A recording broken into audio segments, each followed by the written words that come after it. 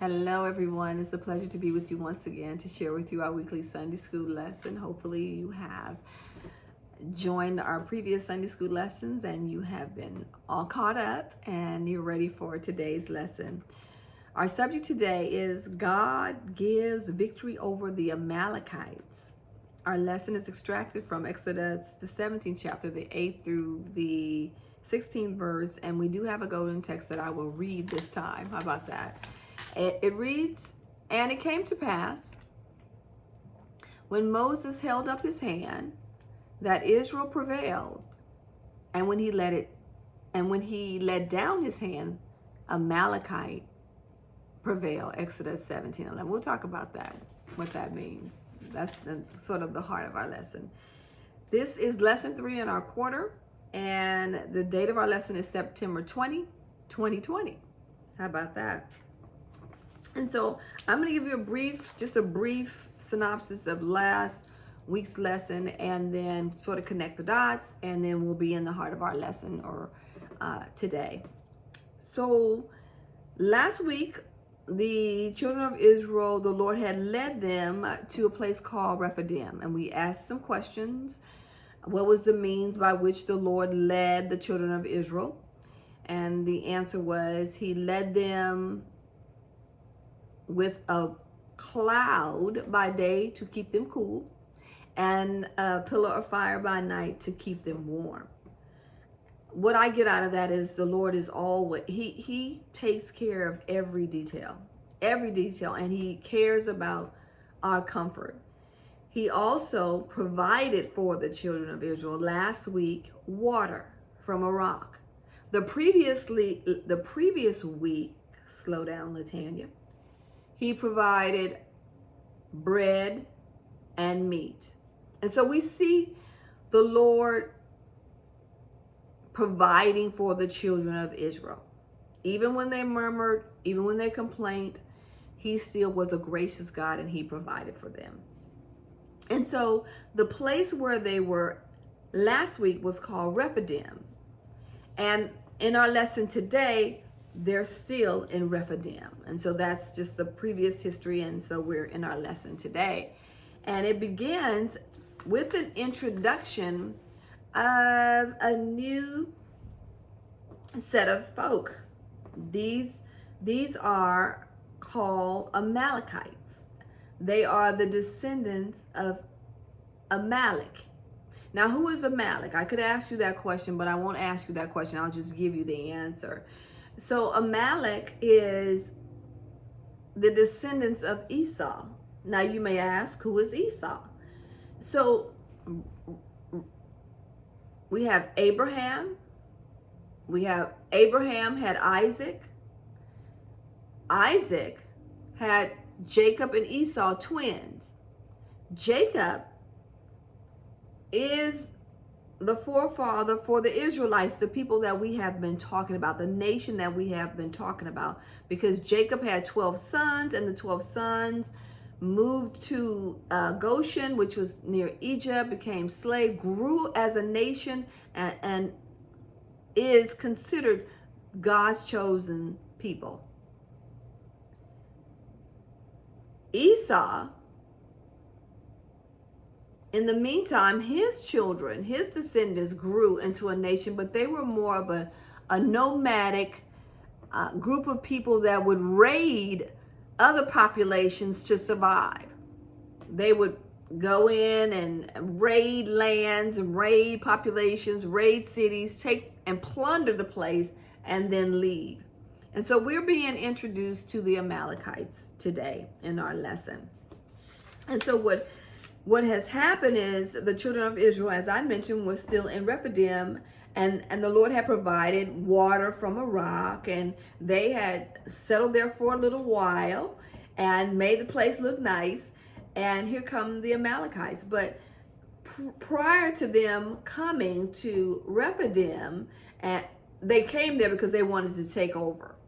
But prior to them coming to Rephidim, they had been attacking the tail end of the children of Israel, the weak party that was a little slower and a little weaker and didn't keep up with the other group, they had been attacking them. And so Moses got news of it.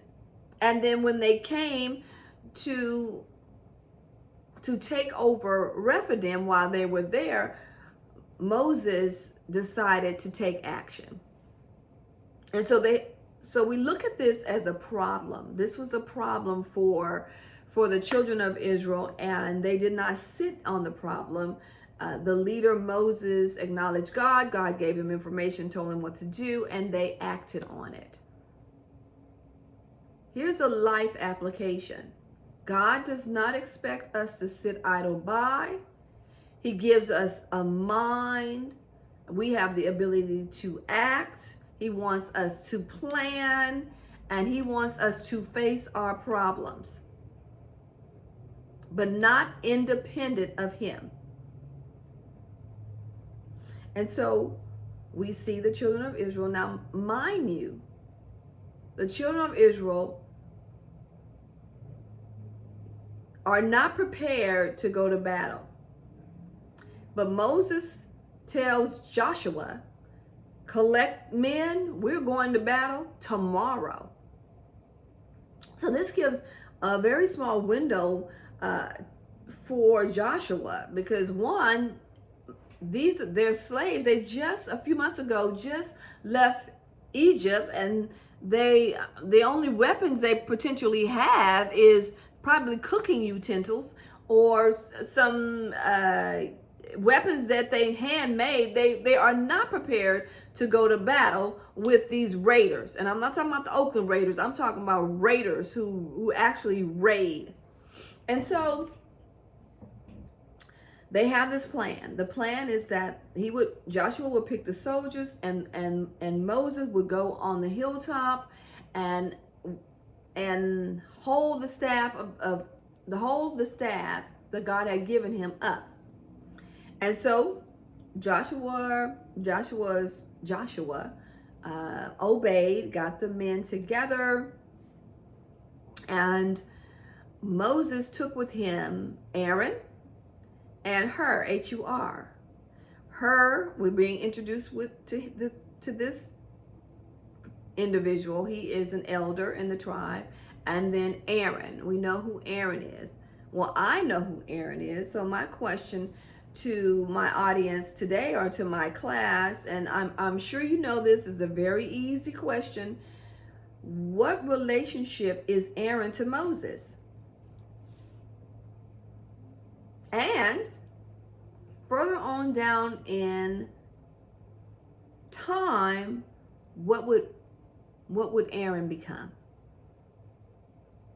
So you can answer those questions on Facebook.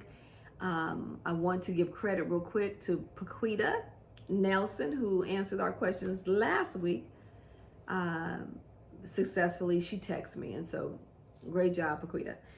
So back to our lesson. So we've got a problem, and Moses and Joshua are getting ready to face their problem.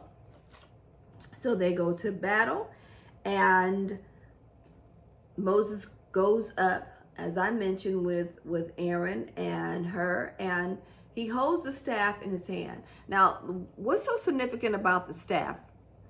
The staff represent the presence of the Lord, and the fact that God had selected Moses as their leader. The staff was influential in the plagues in Egypt. God instructed Moses to take the rod and put it in the river Nile. When he did that, the water turned to blood. When the children of Israel were facing the Red Sea, they had left Egypt and they got to the Red Sea. They had mountains on one side, wilderness on the other side. The children and the Egyptian army in behind them, and they were in a pickle, or more than a pickle. And the Lord said, go forward, stretch out your rod. And he stretched out the rod, and the Red Sea opened, and you know the story, so I won't belabor it. And so the rod was significant there. The rod was significant last week. The Lord told Moses, take the rock, take the rod, slow down, Latanya, take the rod and strike the rock, and the water came out of it. And so now we see the rod once again significant in the lives of the Israelites. And so Moses holds up the rod, holds it up in his hand. And now, but mind you, Moses is 80 years old and physically unable to hold it up all day long. And so as he weakens and his hands drop, like we talked about in the golden text, when he let his hand down, the Amalekites prevailed. So when his hands came down, they were losing. When he lifted his hands up, they were winning. And so Aaron and Hur said, we're gonna solve this problem. We're gonna sit him on a rock and we're gonna hold his hands up. And I remember when my father preached a sermon about this, and I couldn't understand the story, but now as an adult, I'm understanding more about it. You know, and the word and stories affect you different at different places in your life. Because I also remember the story when I was a child, and I remember the Moses, but I didn't understand the significance of it. And so I'm grateful that we're studying, so we get an understanding. Moses was holding his hands up was a significance of the presence of God with them, but he himself as a leader supporting them in prayer. And so we see him holding his hands up. It's symbolic, slow down, symbolic of prayer. Leaders don't leave you. They stay there and they pray for you. And even though sometimes they get weary and they get tired, they need your support because they're lifting you up in prayer. And so they were at battle all day. The two men held Moses' hands up, and at sunset, Joshua and the soldiers ran off the Amalekites. But that wasn't the end of the Amalekites. You'll hear more about the Amalekites, but that's the first portion of our lesson. The second portion of our lesson is that God called judgment on the Amalekites and said that he would eventually wipe them out. That seems harsh, but there are sin. There are nations and people that are so corrupt. There is darkness in this world. There's always been darkness in this world. There are darkness that we are not exposed to every day, but God sees it. And so he's letting Moses know, I'm going to annihilate them eventually on down the line. And I want you to write it down. I want you to write this story down because I want it to be remembered. It's important that we reflect on what God has done for us and what God is going to do for us. I want to go here now and look at the facts of the lesson, the principle of the lesson, and the application of the lesson. The fact of the lesson is to see that God actively delivers his people. We see a group of people, the Israelites, not prepared for battle, but had a problem and faced it with the Lord's help because the Lord actively delivered his people.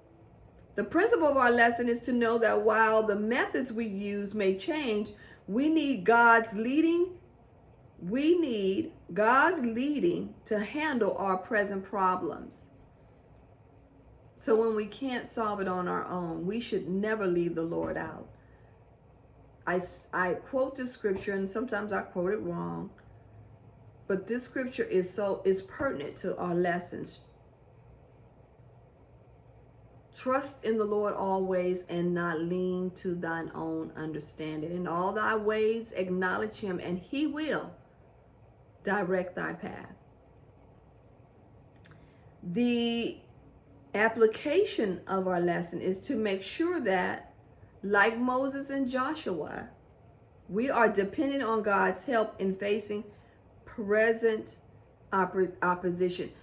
You may be doing what God has purpose and planned for you to do and still face opposition. Know that the Lord is with you. Don't leave him out. Know that your leaders are praying for you. Encourage them. When you have a problem, don't sit idle by, face the problem with the help of the Lord. And we're going to sum the lesson up. The conclusion of our lesson, our writer is saying that the key lesson we can learn from this is that God has the answer to our present circumstances. It is often only through steadfast prayer that God gives us the strength and ability to withstand the enemy. Like the Israelites, we may be faithfully doing something that God has planned for us and still have opposition. I hope you enjoyed our lesson today. I hope you ask questions about the lesson, and I hope to see you next week. Our lesson next week, God provides judges to help Moses. And God bless you. I love you. If you missed any of the lessons, you can watch them on my okay, I'm getting a brain lapse here. On YouTube, my first name and last name, Latanya Milliken, LaTanyamillican. Subscribe, or here on Facebook. I hope you enjoyed the lesson. I'm so happy. Appreciate each of you. God bless you.